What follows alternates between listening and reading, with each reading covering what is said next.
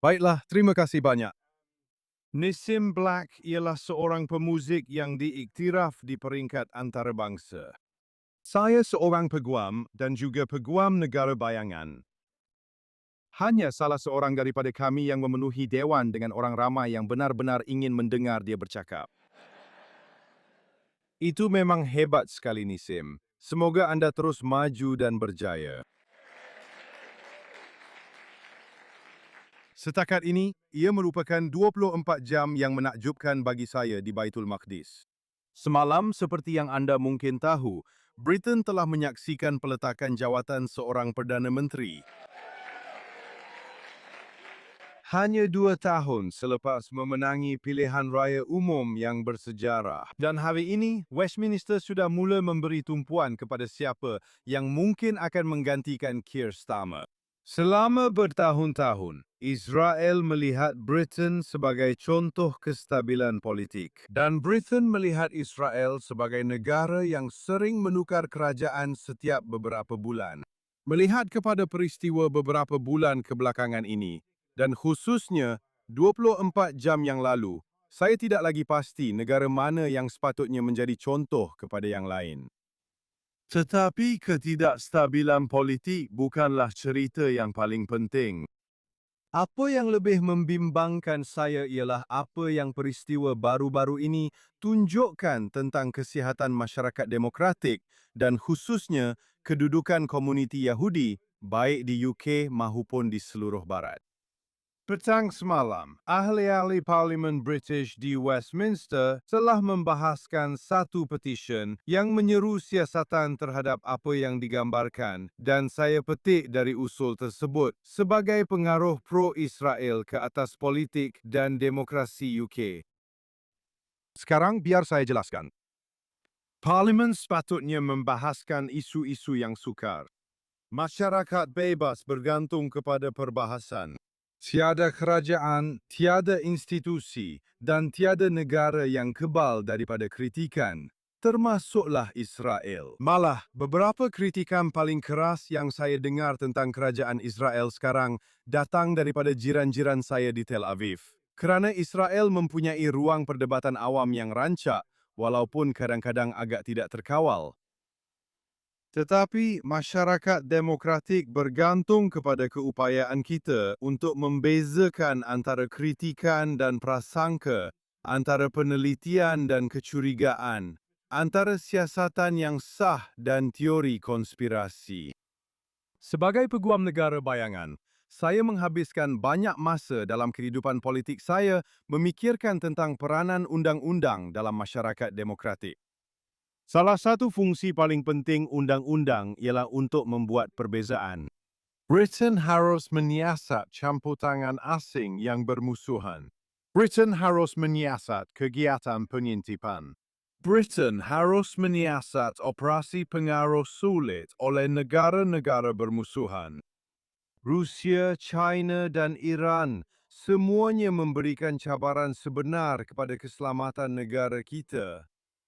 Tetapi negara demokrasi juga mesti berhati-hati agar tidak mengelirukan campur tangan asing dengan penyertaan sah warga negara mereka sendiri dalam kehidupan awam.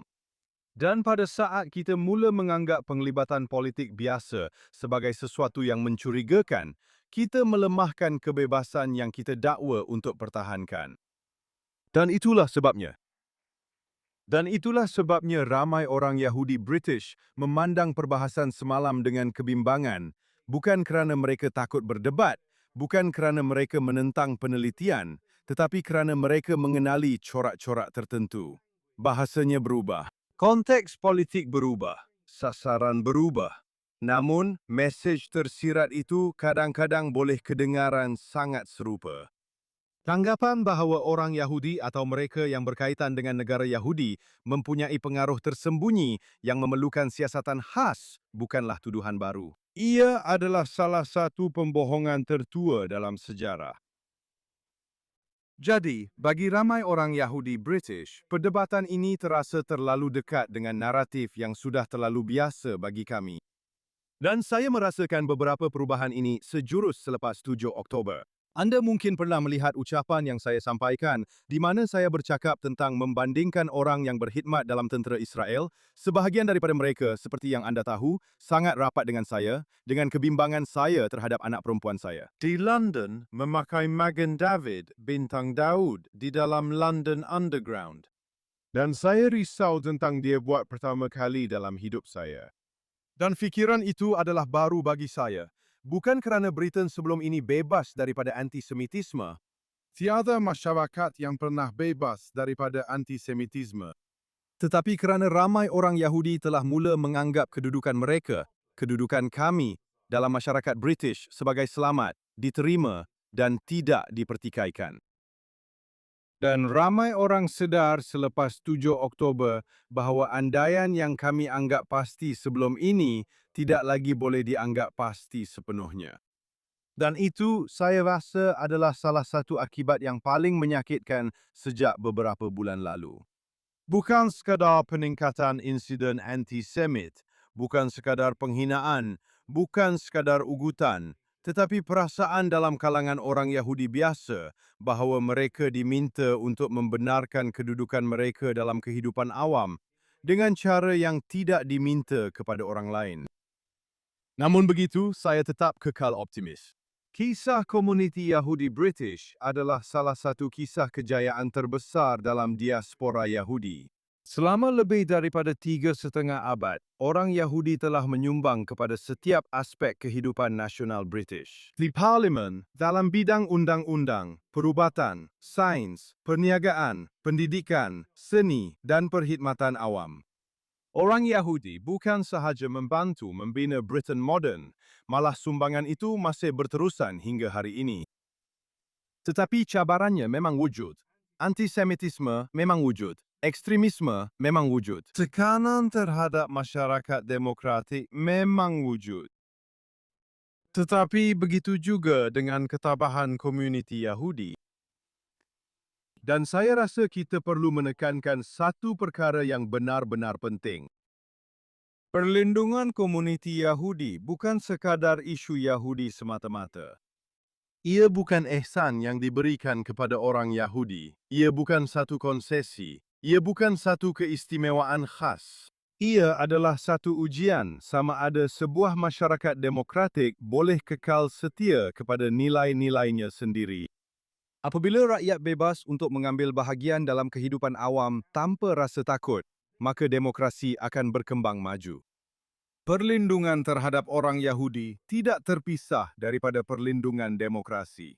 Kedua-duanya tidak dapat dipisahkan. Seperti yang selalu diajarkan oleh Rabbi Lord Sacks, sebuah masyarakat yang memupuk antisemitisme adalah masyarakat yang sakit. Sebuah masyarakat yang bertolak ansur dengan antisemitisme adalah masyarakat yang sedang tenat.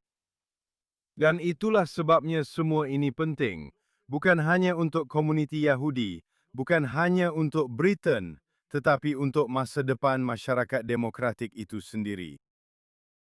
Dan sudah tentu, kita bertemu malam ini di Baitul Maqdis, satu-satunya tempat di dunia di mana tiada siapa perlu menjelaskan mengapa keselamatan Yahudi itu penting. Tetapi masa depan kehidupan Yahudi tidak pernah bergantung sepenuhnya kepada apa yang berlaku di Baitul Maqdis. Ia juga bergantung kepada apa yang berlaku di London, di Paris, di Berlin, di New York. Oleh itu, tugas kita adalah untuk mempunyai keyakinan terhadap identiti kita, keyakinan terhadap nilai-nilai kita, keyakinan terhadap kedaulatan undang-undang, keyakinan terhadap institusi demokrasi, dan keyakinan bahawa walaupun dalam dunia dalam talian tahun 2026, kebenaran akhirnya lebih kuat daripada prasangka dan lebih kuat daripada konspirasi. Cabaran yang dihadapi amat besar, tetapi begitu juga dengan tekad kita. Dan jika sejarah Yahudi selama 3,500 tahun yang lalu mengajar kita apa-apa, ia mengajar kita bahawa mereka yang berulang kali meramalkan kemerosotan bangsa Yahudi mempunyai rekod kejayaan yang sangat lemah. Am Israel Chai. Terima kasih.